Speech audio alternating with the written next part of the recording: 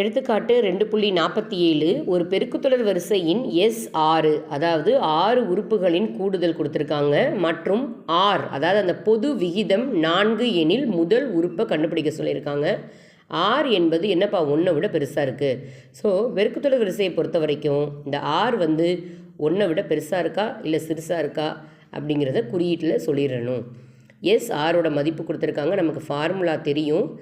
Sn equal to A பெருக்கல் R power n minus 1 by R minus 1. So அந்த ஃபார்முலாவில் பிரதியிடுறோம். A தெரியாது. R வந்து 4, 4 அடுக்கு 6 மைனஸ் 1 பை 4 மைனஸ் 1ஓட மதிப்பு தான் இது. ஸோ 4 அடுக்கு 6 6 தடவை பெருக்கிறப்ப என்ன கிடைக்குது? 4096. 1 கழிக்கிறோம் 4095. கீழே 4 மைனஸ் 1 3.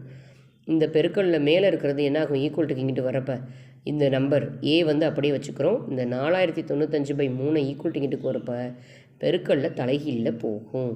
அப்போ 4095 என்ன ஆகும்?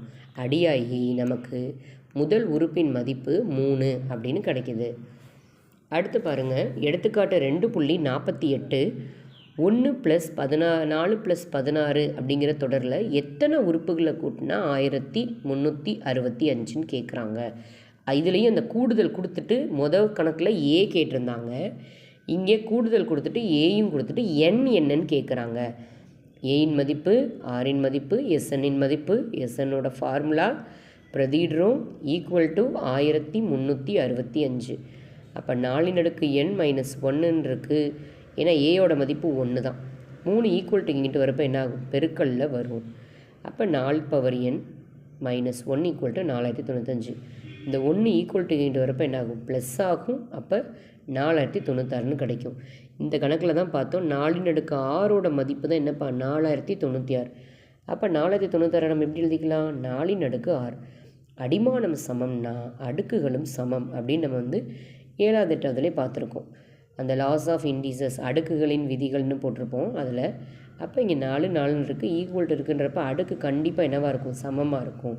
அப்போ எத்தனை உறுப்புகள்? 6 உறுப்புகளை கூட்டினோம்னா 1365 கிடைக்கும்.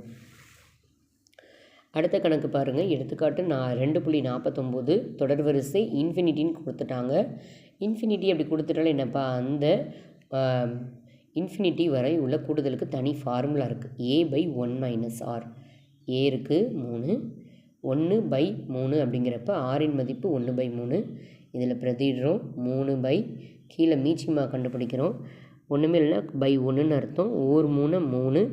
அப்போ கிராஸ் மல்டிப்ளை பண்ணுறோம். ஓர் 3 3, ஓர் 1 1. கழிக்கிறப்ப என்ன கிடைக்கிது? 2/3. அப்போ தலைகீழில் வரும். மேலே வரப்போ பெருக்கிறப்ப 9/2 அப்படின்னு கிடைக்கும். S infinity.